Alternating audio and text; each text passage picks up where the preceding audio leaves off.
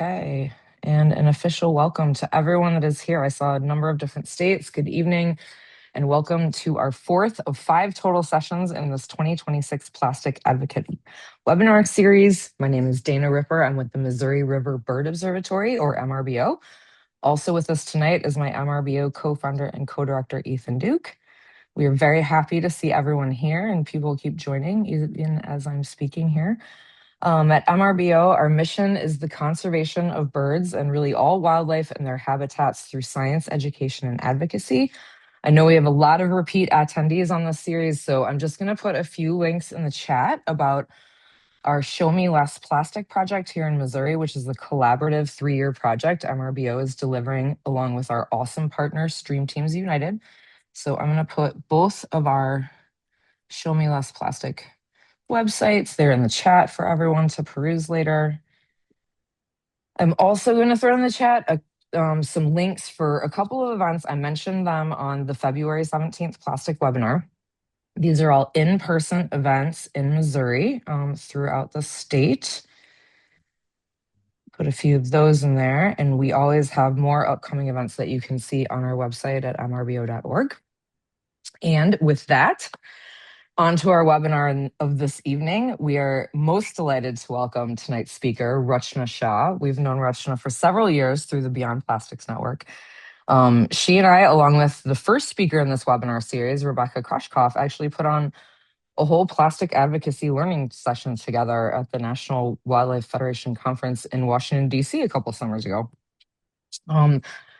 Rachana is a zero waste consultant at Aspire to Zero. She's an activist, a public speaker, and mother of 2 small children who are among the biggest reasons she works hard to get people to learn about the problems facing our only home, Earth, and get them to change behaviors that are in alignment with nature. Rachana works to forward climate justice because she believes we can change course on the climate crisis if we bring the will and the passion we do for keeping our individual homes safe, our schools and workplaces safe, and our communities safe. Currently, Rachana works with schools that want to be part of NYC's Zero Waste School program by educating the school community on why and how to implement zero waste in big institutions. In the past, she has worked with Deloitte Consulting, TerraCycle, Waste Ventures of New Delhi, Climate Reality, led by Al Gore, and more recently, Beyond Plastics. Rachana lives in Queens in New York City, which is her favorite city because she can pursue her love of Brazilian martial arts, African dance, and Mexican food all in the same day, and with just a Metro card and a dream. Still, she's determined to create a slow life in a fast city. So, Rachana, the floor is yours. We are all very much looking forward to your presentation, and thank you for being here, my friend. Thank you. Thank you. My city, I do love it.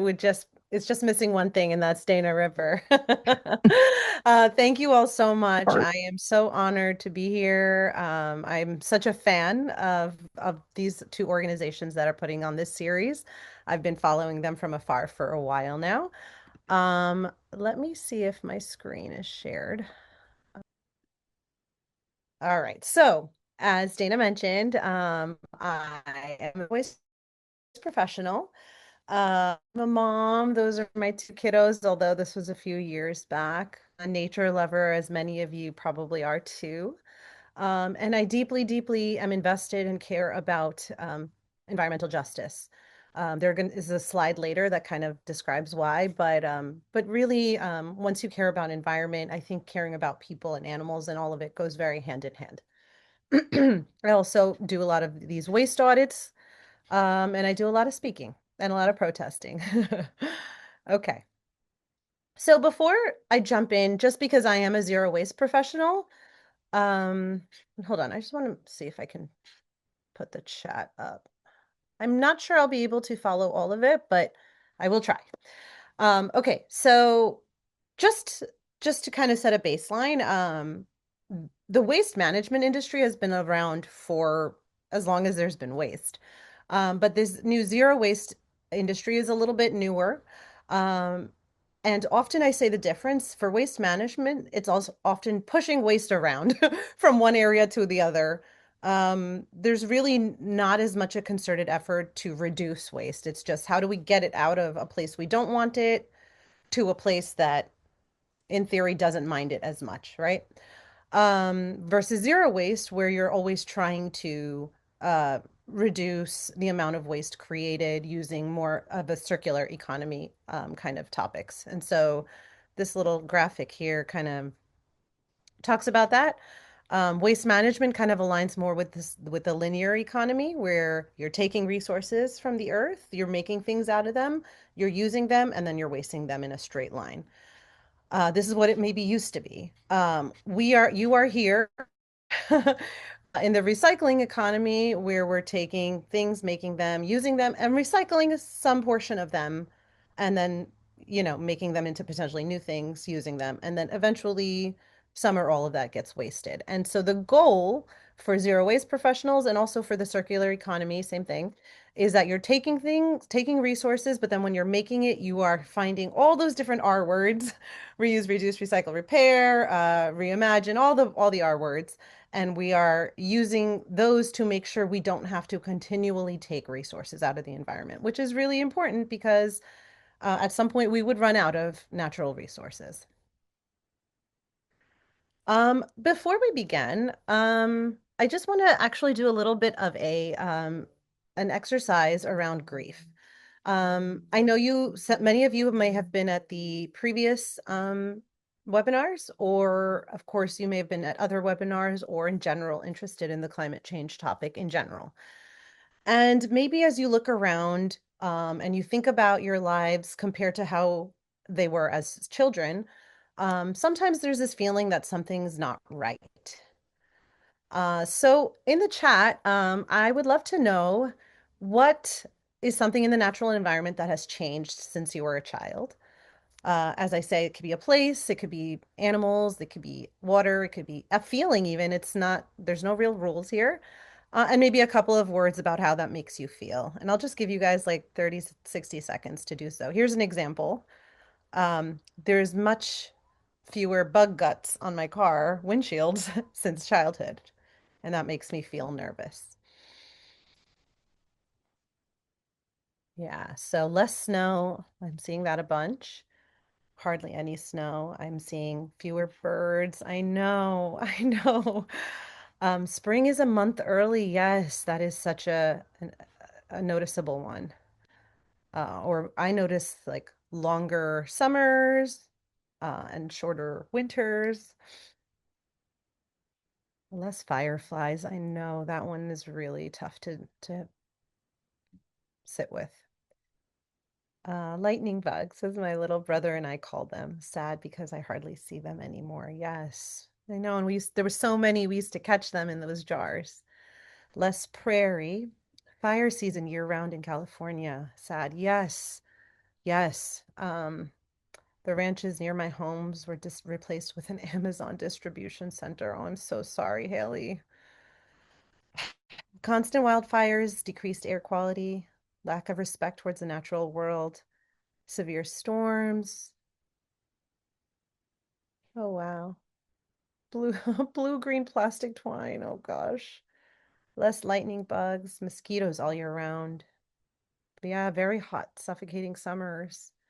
Can't drink from springs. Oh my God, you guys, this is it. This is exactly. So I wanted to do this together so we can kind of share in the grief because I'm sure we all are feeling it. There's a wonderful book called Facing the Climate Emergency where I was wondering with some people I knew, it didn't seem like they were experiencing the same grief that I was. And the book starts out saying that actually everyone is. It's just that some people are um, actually in an active form of denial to like not think about this, right? And that actually takes energy. But that everyone is actually recognizing because it's in our nature to recognize patterns as human beings. So yeah, I wanted to just do that together, not to bring everyone down, but just to talk about the fact that we are in a period of grief. And at the end of this, people like Dana, people like all the speakers you've heard, and Ethan and I, we're all fighting, and many of you probably are too, to make this better. And there's a sense of optimism there. So, actually, and I think there's an important need to find a balance here, right? So, if this was a scale of grief from low to high, if you had low awareness of what was going on, or if you were in some sort of active denial, then you would have too little grief.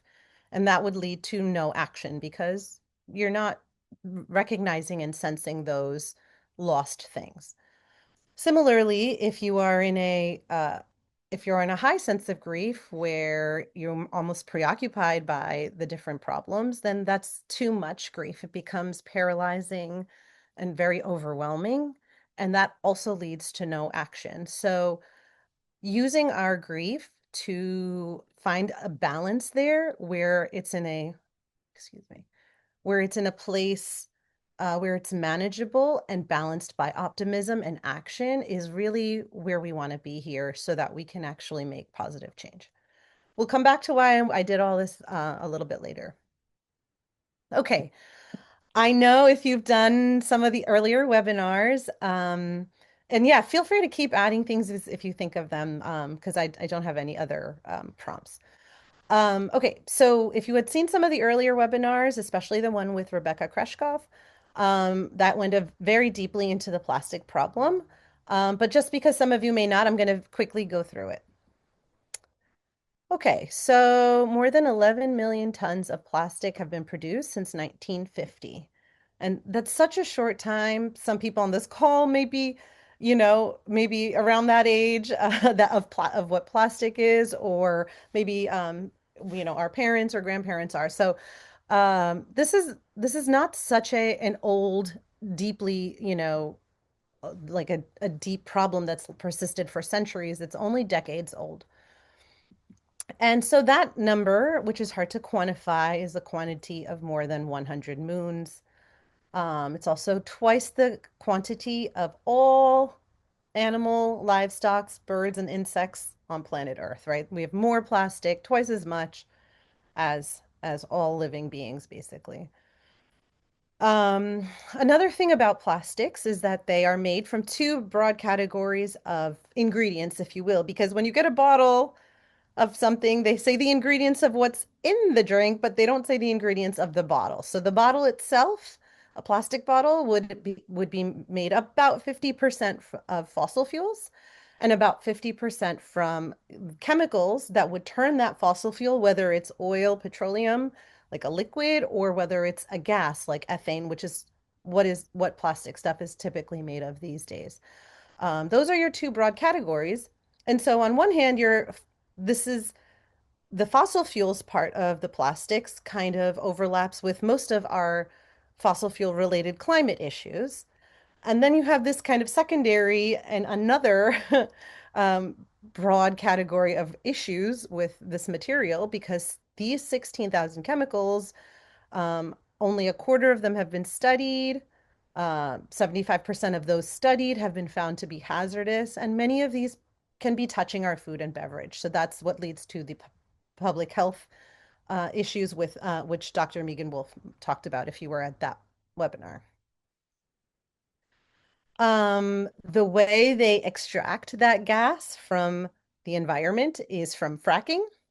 And so if you see here, they send water down these pipes at very high velocities and high heat, and that fractures the rock underneath, and which releases ethane gas, and that's collected and sent to. Oh, and by the way, before I move on, all these pipes pass through aquifers, right? So there's always the um, risk of drinking water contamination in where all these fracking facilities are. But from there, the gas gets transported to one of these gigantic plastic production facilities. And these are called ethane cracker plants, and they turn the ethane into the bottles using a gas. So it's turning a gas into a solid using a ton of chemicals. Again, these are then persist all around us with every use. And so this is all to say that, when I was much younger, I thought the main issue with plastic was the pollution, was like seeing plastic on the ground or kind of just like, and recycling it, right? Because that's like always the main solution that we are told to do, recycle it, just keep recycling more. But really, as I've kind of alluded to, it's really just there's so much fossil fuels and water too, drinkable water that's needed in these processes to extract the gas from the ground, to turn that gas into the plastic little pellets, then to turn those pellets into the product, um, sell it at the point of sale, have consumers buy and use it. Then once they dispose of it, it becomes part of the waste industry. And then of course it's handled, which I'm going to talk about later today. Um, I'm sure one, if not more, of the webinar speakers you've had before talked about that all those emissions in all those processes, if you add them together, makes plastic the fifth biggest climate polluter in the world after China, USA, India, and Russia. So this is a huge climate problem. And as we know, the climate crisis, it's no longer a faraway problem, as many have already talked about, fires and floods and things like that. It's really hitting us close to home. It's here. It is no longer far away and in faraway places. And so it's important to know that as our country is electrifying our buildings and cars, though, at different speeds, depending on who's in power, I guess, but as we are electrifying this was their plan A, the fossil fuel companies. So now that we're drawing down on those methods of use, they're kind of putting a lot of their eggs in this basket of plastics. This is their plan B. And later on, you'll see exactly how much this industry is growing. 18 million tons of plastics enter our oceans every year. Much of that is actually, I think like 80% of it is from litter on the ground. So that gets, swept into to catch basins and goes into the sewer system. And then it goes from waterways and bigger river eventually into the ocean and into those garbage patches that are, bigger than the size of like France or whatever they are. So because of the way the currents in the ocean are. So a lot of it is that. Some of it is like fishing nets and things that are not like consumer based. But this is 18 million tons is no small number. And I found this, even though I'm probably the only one from Manhattan in this, or from New York City in this, but this is Manhattan right here, right? These are all the tall buildings. And this is the last 10 years in a giant pile, if it was, 4 trillion bottles. That's the amount of plastic bottles sold worldwide since 2009. So it is just like dwarfs, what our tallest buildings are, this pile, this virtual pile. So I just thought this was an interesting kind of graphic. So, and we need to kind of grasp the enormity of the problem to understand the justice impacts. So in short, we are drowning in single-use plastics. And so now I'm going to shift over to the environmental justice piece. So let's define it first. Dr. Robert Bullard, he's called the father of environmental justice. He defines it as the principle that all people and communities, regardless of race, income, or culture, are entitled to equal protection under environmental health and civil right laws, right? So I like this definition because it speaks to and is very overlapped with the American value of all people are created equal. And so kind of a corollary of that is that they are all entitled to equal protection under environmental health and civil rights laws. Now, I know a lot of those laws are being completely overlooked at this moment in time, but even before this current administration, there was a whole Office of Environmental Justice was created because there was the recognition that there's lots of communities that are consistently at the brunt of environmental harm, and it was starting to be recognized. We're taking like 2 steps back right now, but we hope to continue and take 4 steps forward once we have the opportunity to do so. All right, and then a little bit of a mind shift kind of explanation I want to talk about here. So, a lot of times, like, so this is, imagine, someone had a party at their house and they're cleaning up, and some of them are on the floor. These are going to go in the trash, but some of these, they could potentially be reused. But the person cleaning up says, "Honey, what should I do with all the party decorations?" And the partner answers back, "Oh, just throw them away." This is such a typical framing of a lot of waste, right? It's a lot easier to kind of get it out of our immediate vicinity. But what if I just changed a couple words there? What if I said, "Honey, what should I do with all the party decorations?" And the partner answered back, "Oh, just throw them in our neighbor's backyard, or go just drive a block down and throw them in that person's backyard." Suddenly, this becomes a little bit more concrete about what is really happening with this trash.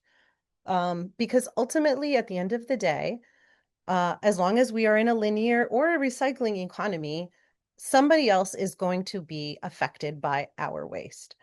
I also live in New York City, so we are like some of the biggest culprits. We send a lot of our waste to even as far down as South Carolina or Virginia, some of us up to upstate, but we are very guilty of kind of just not dealing with our waste by just shipping it somewhere else. And then the power dynamics between places that accept this trash is they may need that money that comes along with it, right? So it's a very tricky situation, but sometimes changing our language or the way, especially this word away, because ultimately there is no away. There really is no away. And I think that we need to keep that in mind very much when we're thinking about environmental justice along with regards to waste and especially with regards to plastic.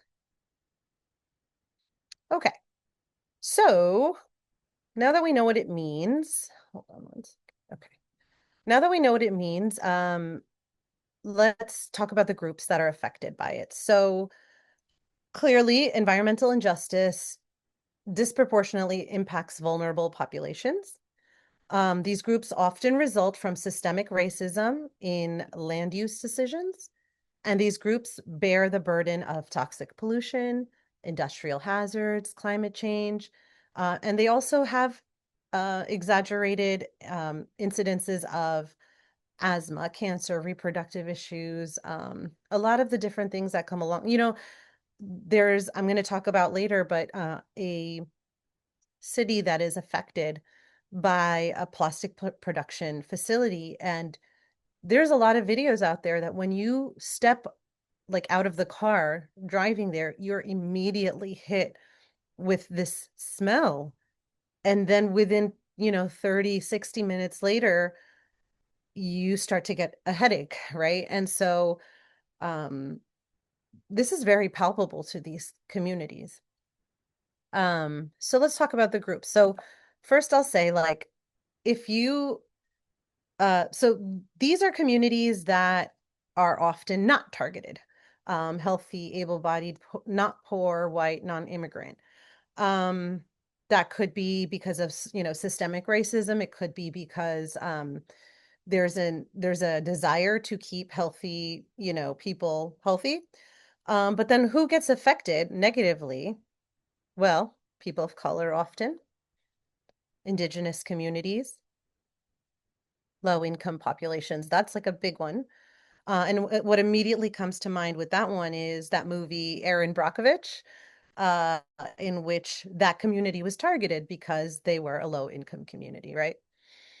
Marginalized communities, immigrants, the elderly population, disabled populations, workers in hazardous industries, women, children, and the future in general, animals and ecosystems, the Global South, and this is not a comprehensive list, but these are some of the big ones. The Global South is also important to note because it is really the United States, Australia, and Europe that have these systems that ships waste to um, less, developed nations. So we'll talk about that in a minute. Okay, another really important thing to note is I talked about how much plastic is already here in existence, but this yellow dot represents like a you are here kind of situation. Like this is the plastics production growth chart. This blows my mind every time I see it. This is like, this is what investors, this is why this is such a hard problem to solve, because a lot of companies see this as a huge growth opportunity and continue to invest in it more, making it harder and harder for communities to just say no and have the autonomy and the right to refuse. Similar to the way data centers are, I think, right now as well. But as you can see, like where we are, like now it's just going to go straight up almost from here on forward.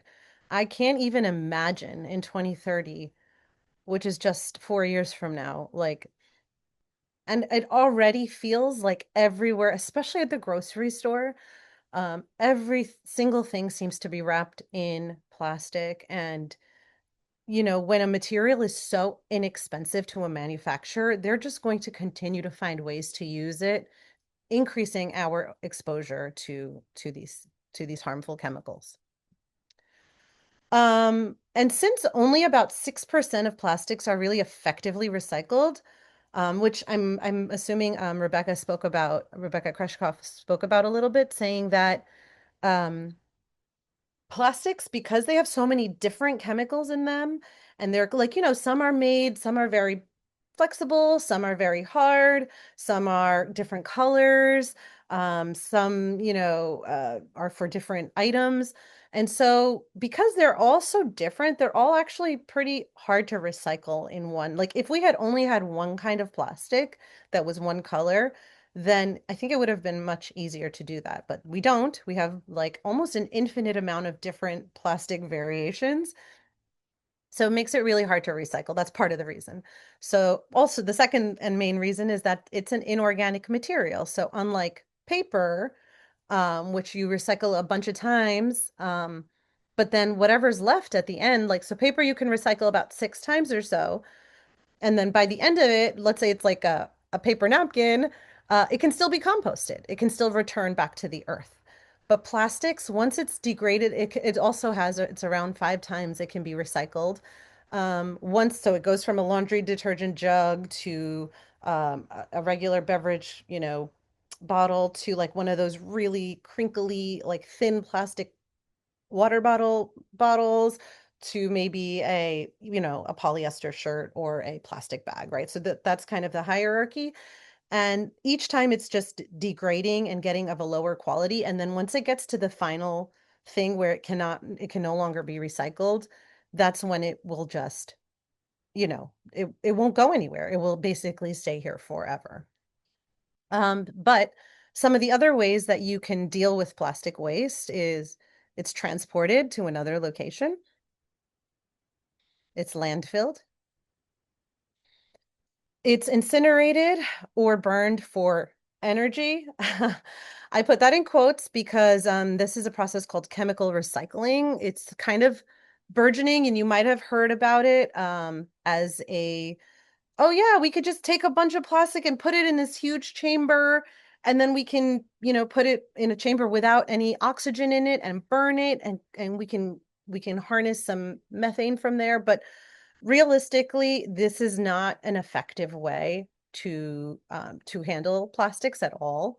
It only results in such a small amount of methane anyway, which is also a greenhouse gas, which is also continuing to exacerbate climate change while giving plastic production a pass to just keep making more because, hey, we have a solution. So it's a false solution. But incineration is when we're just straight up burning it. So I do want to make that distinction. and then it's either dumped or it's loose in the environment. So I'm going to talk about some of these. And here I want to actually introduce another terminology. It's called waste colonialism. So in the terms of plastic waste colonialism describes the practice where wealthier, higher consuming nations export their plastic waste and the burden of dealing with it to overexploited countries, often under the guise of trade or recycling. So this perpetuates historical colonial patterns of exploitation where the global north shifts environmental and economic costs onto the global south, leading to local pollution, health problems, and environmental injustice for the communities receiving the waste. I'll give you an example. A lot of the, okay, I just got a little note says my internet's unstable. So if you can't hear me, please say so in the chat. Okay, so an example here is a lot of our plastic waste was going for a while to like Vietnam, or the Philippines, Indonesia, like these East Asian countries. These countries do not have the infrastructure to, let's say, you know, there was the noble thought like, oh, they can just recycle it in their countries. They don't have the infrastructure to do so. So their communities become completely inundated with waste from the global north and plastic waste. And so often, from a space perspective, yes, from a waste perspective, they end up burning it. But at the same time, they don't have sophisticated incineration facilities the way we do as well in this country. So at least, I mean, incineration is far and away the worst way to deal with plastic waste. It releases really harmful dioxins and heavy metals into the air. But when you do it in the United States, at least there's some of that can be filtered and caught before it goes into the atmosphere. Some, not all. In these countries, it's just a free for all. It's almost there's no filter. And on top of dioxins and heavy metals, there is um, black carbon, which is 5,000 times as polluting as carbon dioxide, 5,000 times. So these are going directly into these communities. And I mean, there is like fetal abnormalities, there's like high rates of early death in these and disease and it's like very, very alarming. And there are videos where they'll show you, they will pull out pieces of trash and they'll see where it's from. And it's almost always from, you know, Europe, the United States, or Australia. So it's a huge problem and it's just shifting it over. It is not solving it at all. It's basically sweeping something under the rug and being like, ta-da, we dealt with it. So that's a very problematic part of environmental justice, I would say. I wanted to share this slide. It's not about plastics in particular, but this was my direct connection to, so my first internship was in India and got to work with these women to help them to extract food waste from the waste stream so that they could compost it and actually sell that fertilizer back through this system that the company had devised. These women were just amazing and they were untouchables. And so they shared so many of their stories with me. They were so vulnerable. They were so kind. And they were just lovely human beings. And I was so touched with how wonderful they were and how much dignity they had because, you know, they're considered kachrawalas, which means garbage people. And so this is the bottom of the totem pole and the caste system, part of which is still alive and well in India. And so at the end, without really thinking about it, I just gave them both a big hug. I was like, thank you so much for sharing, you know, your experiences with me. And they were just taken aback like this. Um, and and I was like, what? I'm like, oh my God, what did I do? And they're like, well, you know, people don't touch us. So I was just like very moved by this experience that something that everyone creates, and suddenly the people who are now dealing with it and actually helping society move forward are the ones that are stigmatized in such a bad way. So there was a super huge moment for me that really cemented that I'm like so invested in this issue. And now in New York City, as I'll talk about a bill that we're fighting for in New York City, but um, canners is another group of people we work with, the folks that go through the recycle bins and take out the cans to get the bottle deposit, and how they are like, so this is like, there's an informal network of waste pickers like all over the world, and it's really beautiful that they have so much dignity to just do such important and necessary work in light of so much, kind of stigmatization. Okay, sorry. That was like my little aside, my tangent. Okay, so if we look at in 2021, where was plastic waste exported, just to continue on. So a chunk of it was, this is from the United States, was exported to Canada or Mexico.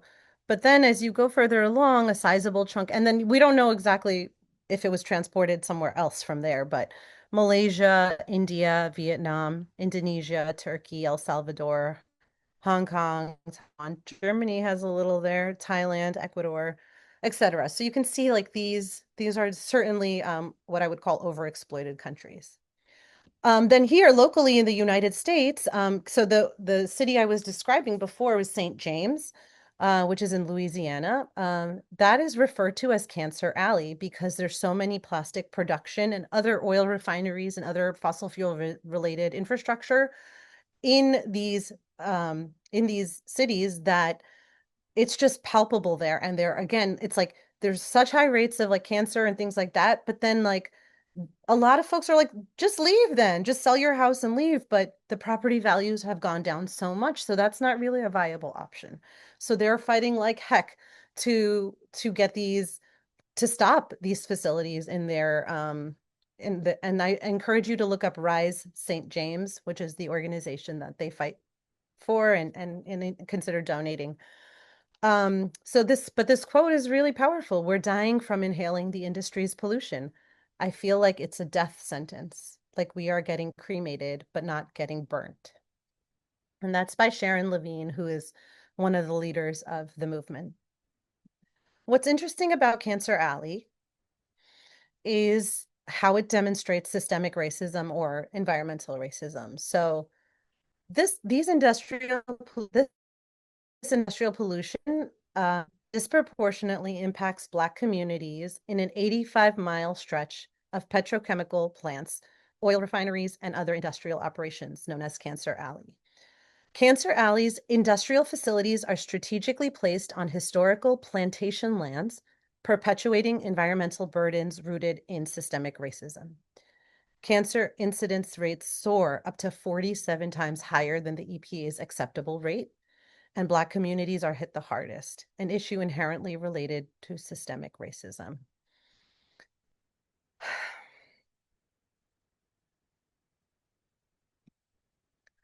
And then there are plenty of plans to expand these to other communities.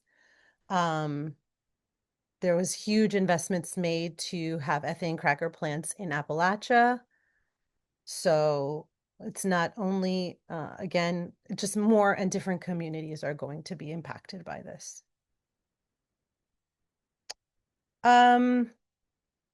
So this is just talking, I'm going to actually skip this, but it's just talking about so the landfilling was the second way to deal with waste. So people who live by landfills also have disproportionately higher rates of chronic health issues. Their air and water is polluted. These toxic chemicals that leach out of the landfill can go into their drinking water. And actually, yeah, here. So, if this is your landfill, there's usually this thick plastic liner, plastic too, that's underneath it. And that eventually over many years degrades. And so that's when your phenols, toluenes, benzenes, ammonia, dioxins, heavy metals, blah, blah, blah, can start to trickle down into the soil and then eventually into the groundwater. So while I would say landfills is actually relatively a better of the four, right? Of shipping it elsewhere, incinerating it, or being just loose in the environment, I think it is actually the better of those four. but it's still very dangerous. And again, we're talking about dioxins related to incineration. Um, Plastic litter, so this is when it's the environment, it becomes a harm to marine life. There's ecosystem degradation. I think we all here can relate to like, it almost can feel like there is no place untouched. Like we cannot go on one hike or one beach visit or one walk around the block without seeing some plastic litter, some chip bag, some fork, some like a floss picker thingy or a Q-tip or whatever it is. It's everywhere. It feels like you cannot escape from it. Well, those things end up going into the soil and affecting the animals and the anything that's alive. Um, Also, I'm not going to talk about it so much, but microplastics, which is what all these plastic things degrade into, whether it's in the landfill or out in the environment, they're so small, 5 millimeters or less, that they get into our soils and they even get into our foods, right? So this becomes a environmental justice issue to like low income folks who may not be able to buy organic food, right? So this is dimension. Oh no. Oh gosh, what happened? I lost my slides. There it is. Okay. Sorry, guys. Okay. And then, I don't like to put too many of these images, but we do know that the animals and the ecosystems are really suffering. The thing that really, really, really breaks my heart is that for birds, when they ingest them, it gives them the sensation that they're full. So they're not actually dying from ingesting plastics, they're just dying from starving because their bellies feel full, but they have no nutrition in their bellies. So it's a really terrible problem. Yeah. Okay, we talked about microplastics. And just the fact that microplastics and nanoplastics can be breathed in. A lot of what ends up in our bodies is through breath, but it's also through eating and drinking and just exposure like fibers and beads and things in the environment. I'm sure, I think Dr. Wolff has probably told you that microplastics are now in, babies are born with microplastics in their bodies. That is probably the most alarming stat I've ever learned doing this work. But again, this goes to show you that this isn't impacting children in a way that they cannot opt out. And so we've got to understand like plastics in our bodies, in our lungs, in our blood, in testicles, and even in our brains to an extent. We don't know the effects of this. So again, this is an environmental justice issue towards the future that we are playing guinea pig with their lives to wait and find out what kind of effects this will have. And just like I do a lot of advocacy, and a lot of it's like, well, prove that it's bad before we take it out versus prove that it's good before you put it something so ubiquitous into society, which is often known as the precautionary principle, right? It's the onus should be on producers to prove that it's not harmful, not on the consumers to have to go through an arduous and long advocacy journey to prove that it's bad, and you have to wait till folks suffer. The whole thing is really perverse. So, and that's the money in politics thing, which I'm sure many here are familiar with. And so this is the public health crisis that many of you know about, and I'm just skipping to this highlighted part. The crisis disproportionately affects marginalized communities and is linked to premature deaths and significant economic costs. So this highlights the needs for international efforts to regulate plastic production. So just real quick, I'm going to breeze through so to stop plastic pollution, we have to stop making plastic. That growth chart needs to come down and plateau very rapidly. There was a global plastic pollution treaty that was floated. They met at the end of 2025, but unfortunately, like in most parts of life, the influence of lobbyists often kills these efforts. But I am optimistic that they will try again. And as these problems get more and more known by more people, the awareness grows. I do think at some point we will make some inroads here. Um, there's a bill that we're introducing, it's my fourth year working on it in New York, that would reduce any packaging by 30% over 12 years.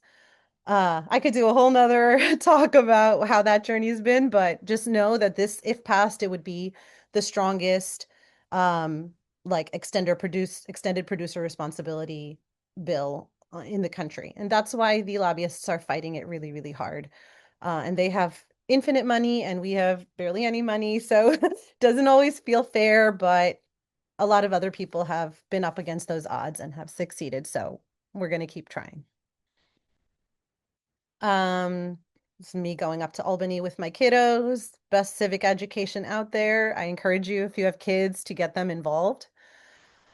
Um, and then at Beyond Plastics, there's a bunch of trainings to get involved because, we need an army here. We need a lot of people all over to fight this in every facet, in a way that, like, we need the people power. They have the money, as I mentioned, but we have the people power. So I invite you to join us.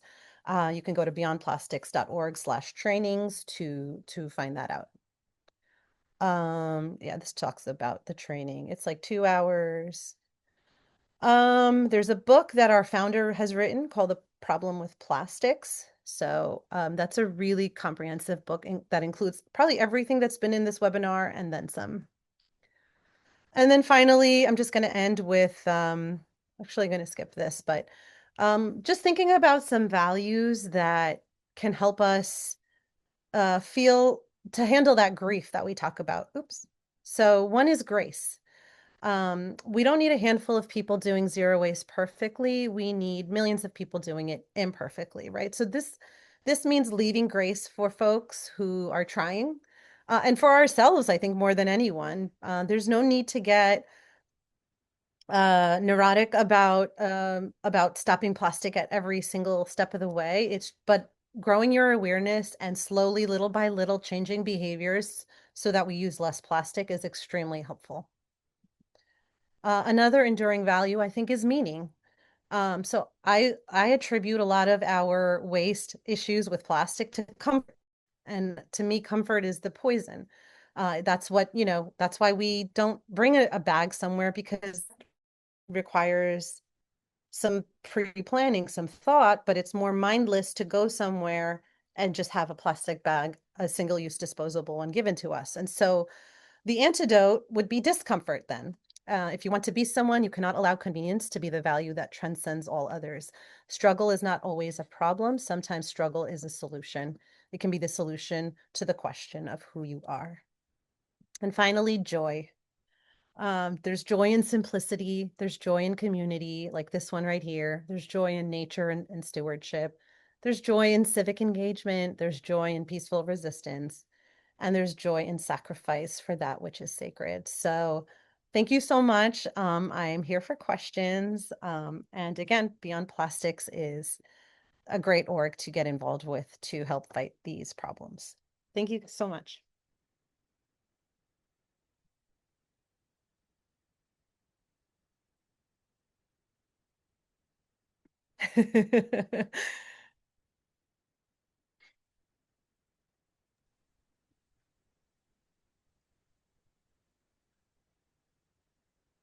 Sandra in the chat says, can you please show the slide before Cancer Alley? So if you wouldn't mind going back to that. I wouldn't mind at all.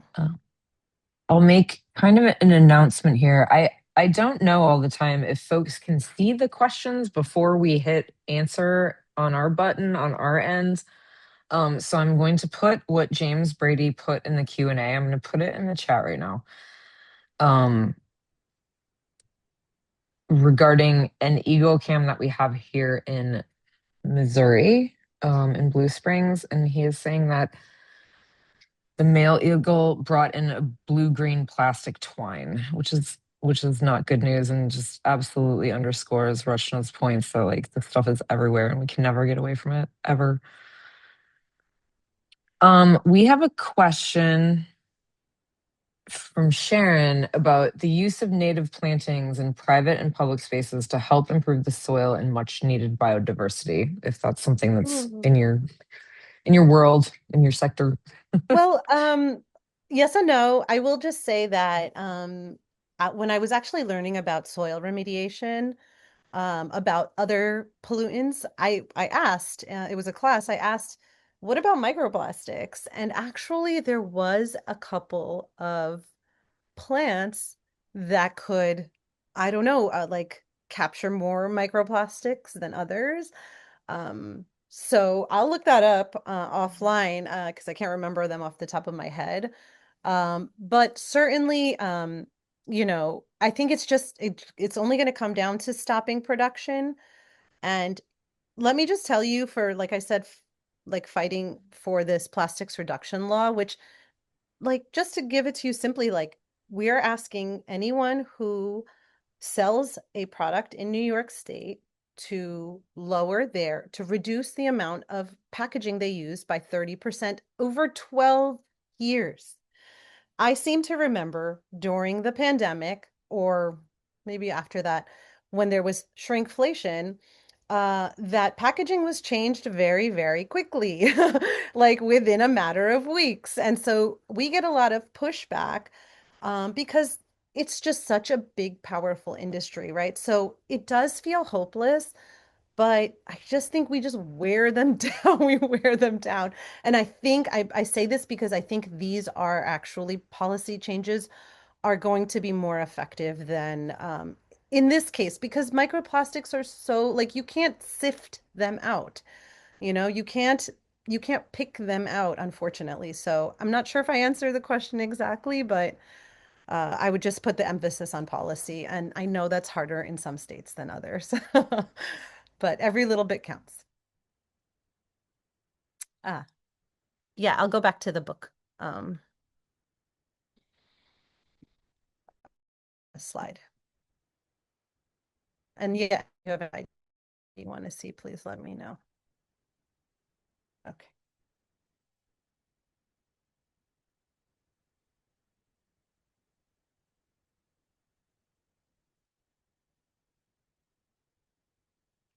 I see a hand raised, but I don't know if they can, yeah, or I'm not sure how this works.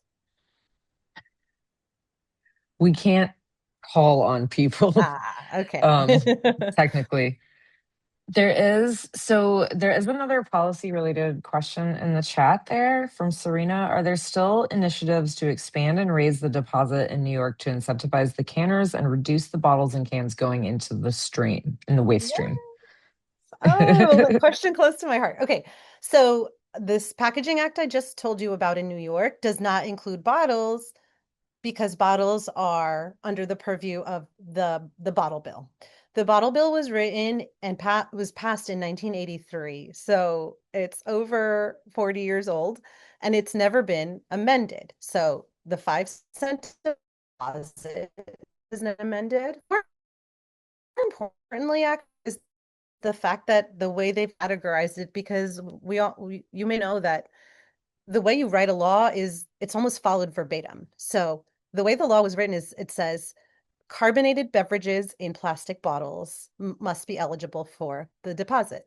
Well, fast forward 43 years, there's a lot more than just carbonated beverages in bottles. So that would be another one of the huge amendments to the bill, which I think, after 40 years, you need a refresh. So anyway, we've that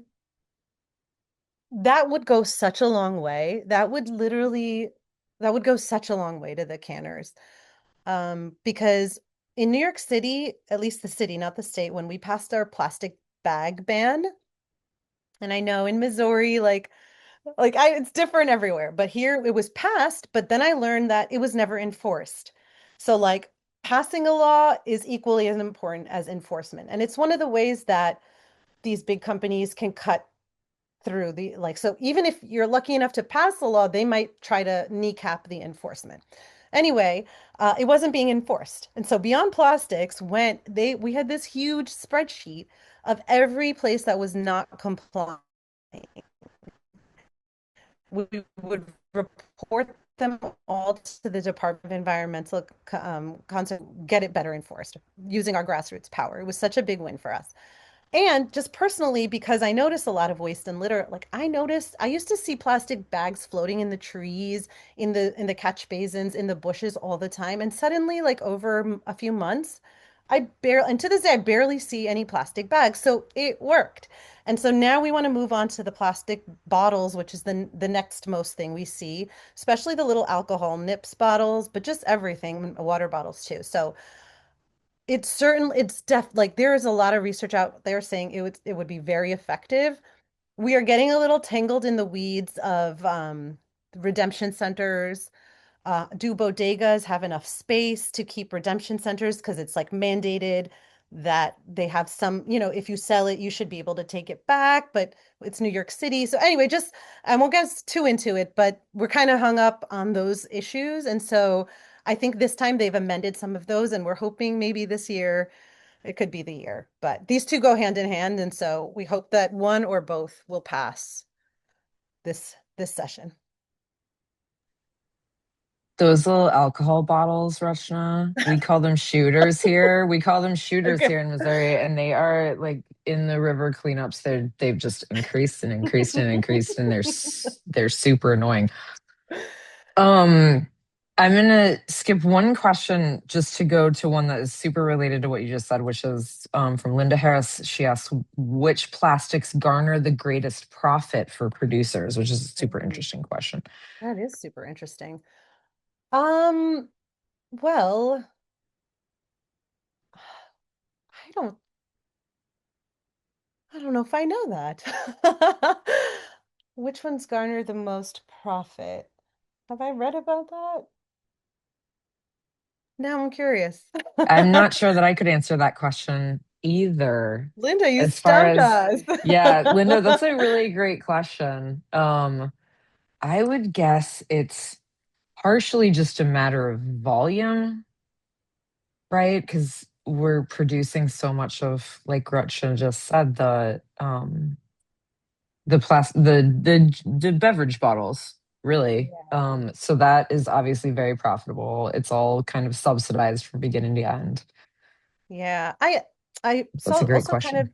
it's a great question. I guess what I would say is a lot of times they use waste products, ironically, to so even like the drudgy stuff after they refine oil, I think they even use that for to make other plastic, but the cheapest feedstock or source that they could get is probably what they're going to profit the most on.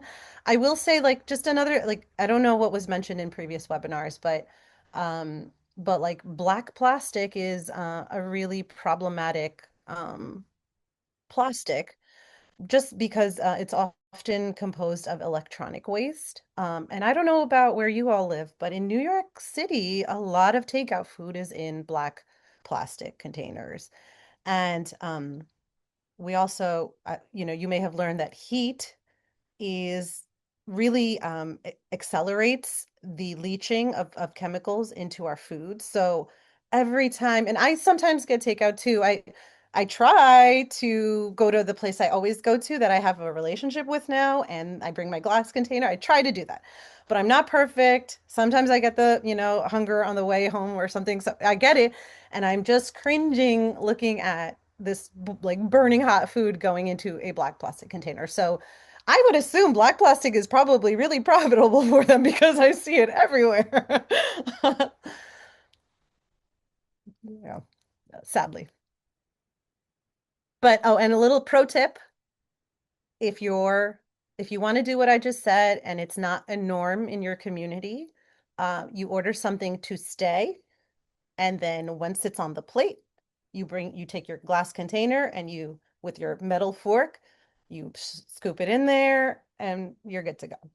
I don't know if that'll work everywhere, but I think that's a really good tip.